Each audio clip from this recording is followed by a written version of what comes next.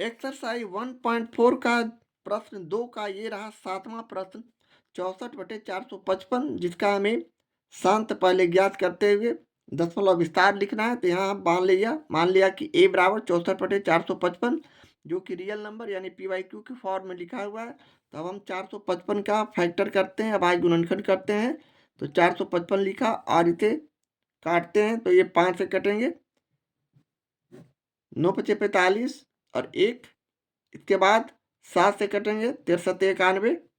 इस तरह हमारा फैक्टर 455 का 5 × 7 × 13 के रूप में आ चुका है, जो कि हमें शांत ना होने की संभावना व्यक्त करता है, क्योंकि शांत होने के लिए 5 के अलावा कोई 2 और 5 के अलावा कोई दूसरा संख्या नहीं होना चाहिए हर में। हर का फैक्टर करने पर यहाँ हमें लिखना होगा, चूंकि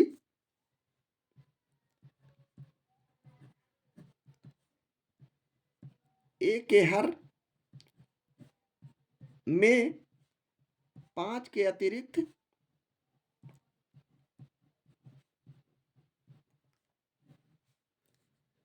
7 और 13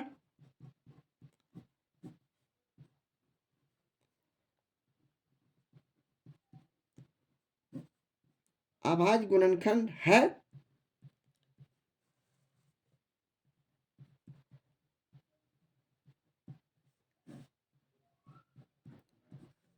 इसलिए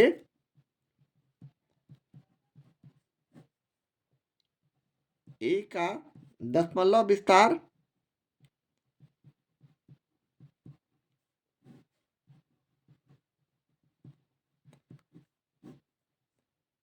शांत नहीं होगा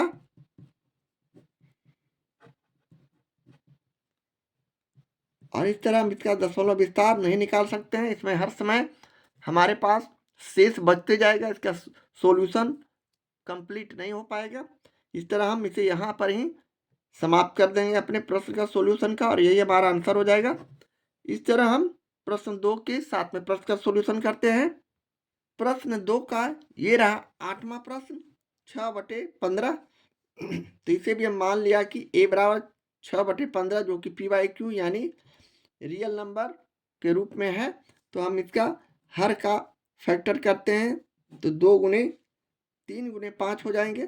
15 का फैक्टर करने पर, अभाज्य गुणनखंड करने पर, अब 3 दूनी 6 यानी इसका फाइनल हमारे पास 2/5 है। अब हम चूंकि इसके हर में 5 देख रहे हैं तो इसका मतलब यह शांत दशमलव का प्रॉब्लम है, तो हम इसे लिख देंगे चूंकि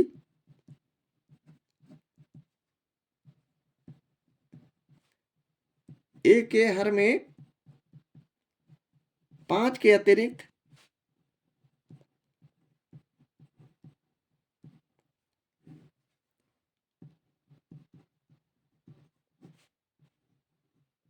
कोई दूसरा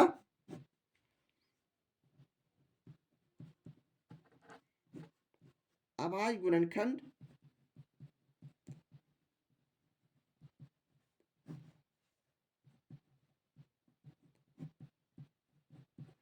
नहीं है। इसलिए a का दशमलव विस्तार शांत होगा।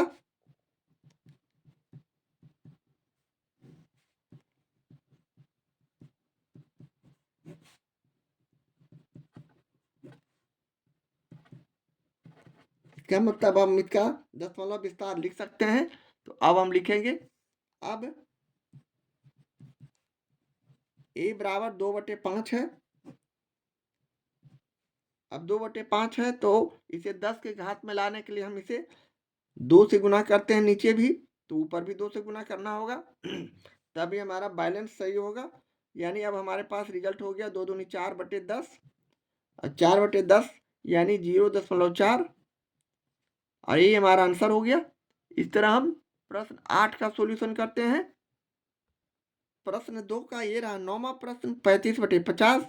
इसे भी हम उसी तरह पहले शांत मालूम करेंगे, यानी मान लिया कि a बराबर 35/50 जो कि PYQ यानी रियल नंबर के फॉर्म में है। अब हम 50 का फैक्टर करते हैं उसी तरह, तो 50 लिखा और इसे 2 से काटा तो 25, अब इसे 5 से काटा तो 5। इस तरह हम 35 का फैक्टर अभाज्य गुणनखंड सॉरी 50 का इस तरह लिख सकते हैं, यानी 2 गुने 5 गुने 5। अब यह हमें शांत दर्शाता है, इसलिए कि शांत होने के लिए 2 और 5 के अलावा कोई हर में अतिरिक्त फैक्टर गुणनखंड नहीं होना चाहिए। तो यहाँ हम लिख देंगे चूंकि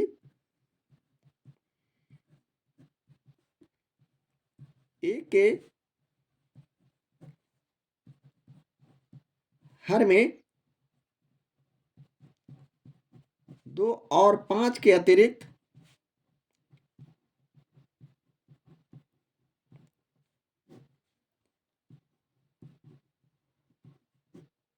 कोई दूसरा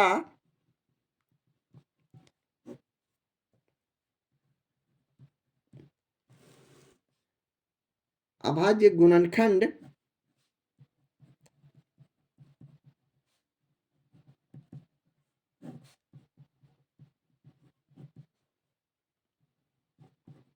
नहीं है, इसलिए ए का दशमलव विस्तार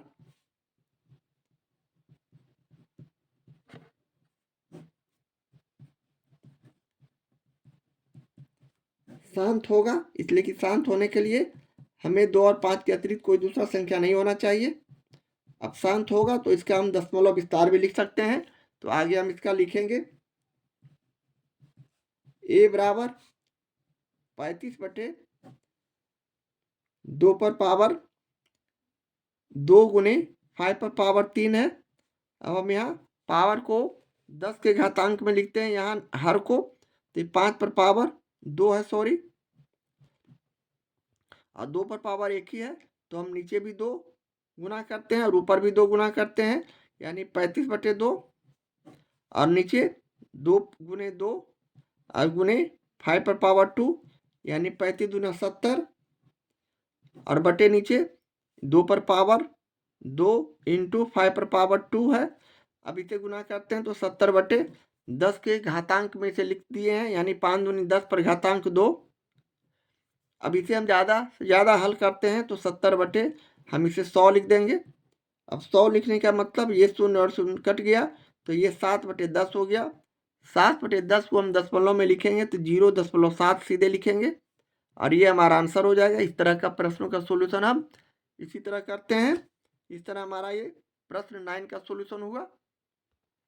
प्रश्न 2 का ये रहा 10वां प्रश्न 129/2 पर पावर 2 इंटू 5 पर पावर 7 इंटू 7 पर पावर 5।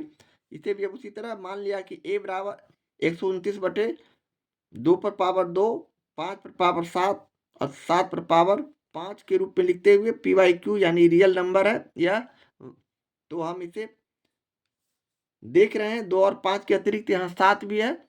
इस तरह यह अशांत होने की संभावना व्यक्त कर रहा है, तो इसे हम उसी तरह लिख देंगे। मान लिया कि सॉरी चूंकि ए के हर में 2 और 5 के अतिरिक्त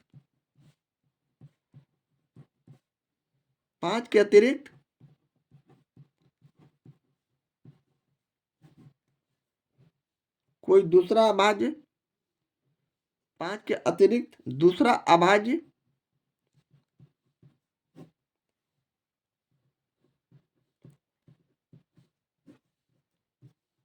गुणनखंड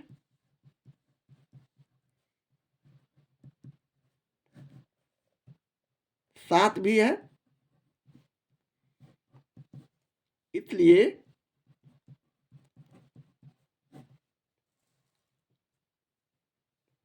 ए का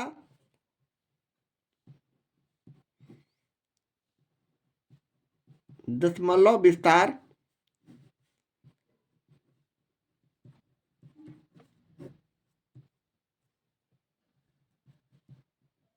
शांत नहीं होगा।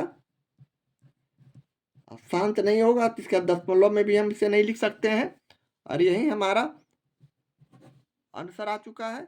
इसका हम आगे दशमलव विस्तार नहीं कर सकते हैं। इस तरह हम प्रश्न 10 का सॉल्यूशन करते हैं। प्रश्न 2 का ये रहा 11वां प्रश्न, जो कि गुणनफल के रूप में यहाँ दिया हुआ है, यानी 2 पर पावर 2 इंटू 7 बटे 5 पर पावर 4। तो इसे हम मान लिया कि ए बराबर 2 पर पावर 2 इंटू 7 बटे 5 पर पावर 4 यानी पी बाई क्यू यानी रियल नंबर के रूप में यह संख्या दिया हुआ है। यहाँ हमें अभाज्य गुणनखंड के रूप में प्रश्न दिया हुआ है, तो हमें यहाँ फैक्टर करने की कोई जरूरत नहीं है, सीधे लिख देंगे। चूंकि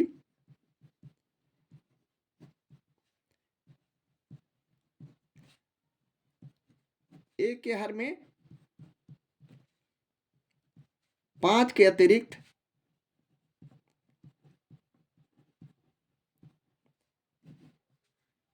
कोई दूसरा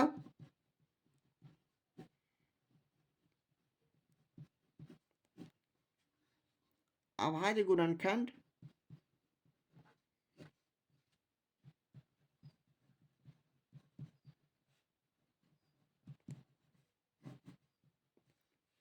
नहीं है,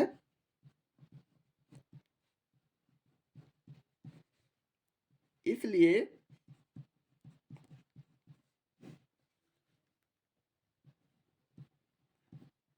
ए का दशमलव विस्तार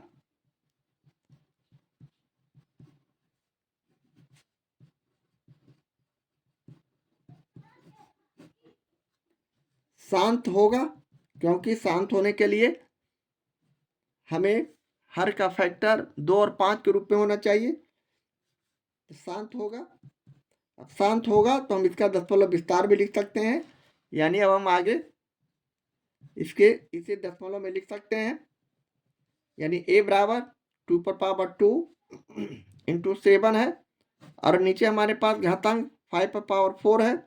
इसे हम 10 के घात में लिखने के लिए 2 के घात के रूप में लिखेंगे। पहले 2 पर घातांक 4 से गुना किए तो 5 दूनी 10 पर घातांक 4 हो जाएगा। तो यहाँ ऊपर भी हम 2 पर पावर 4 से गुना करेंगे। इस तरह हमारा अब ये संख्या हो जाएगा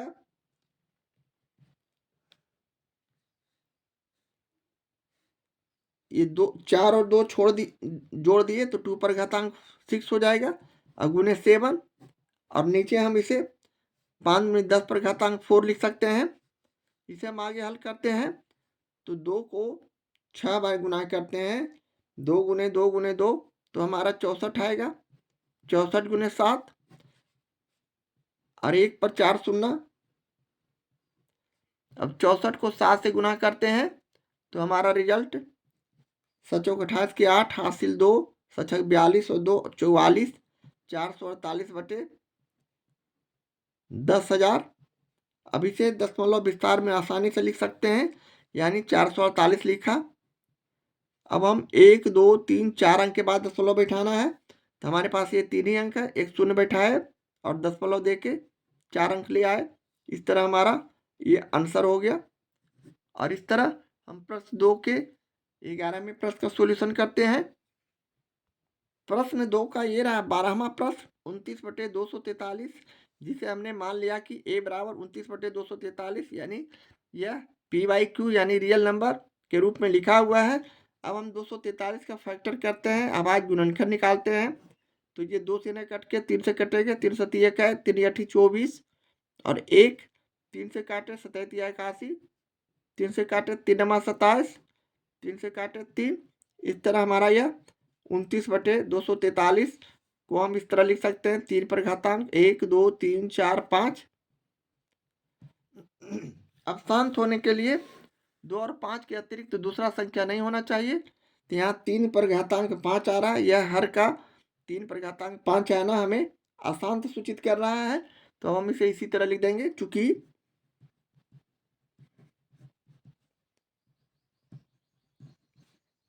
ए के हर में 3 एक अभाज्य गुणनखंड है,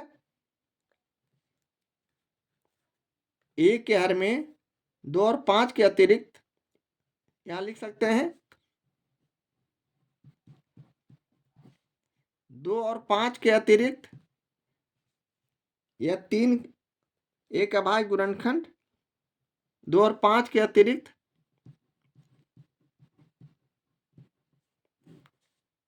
यहाँ 3 अभाज्य गुणनखंड है,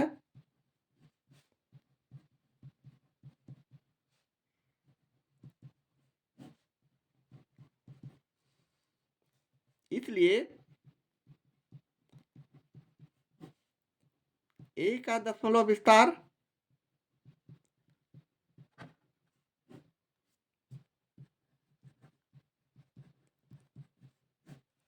शांत नहीं होगा,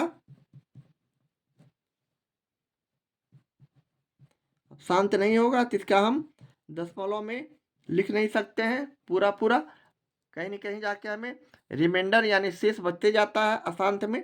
इस तरह हमारा यही सॉल्यूशन होगा, यही आंसर हो गया। इस तरह हम प्रश्न 12 के सॉल्यूशन करते हैं, 12 प्रश्न का सॉल्यूशन करते हैं।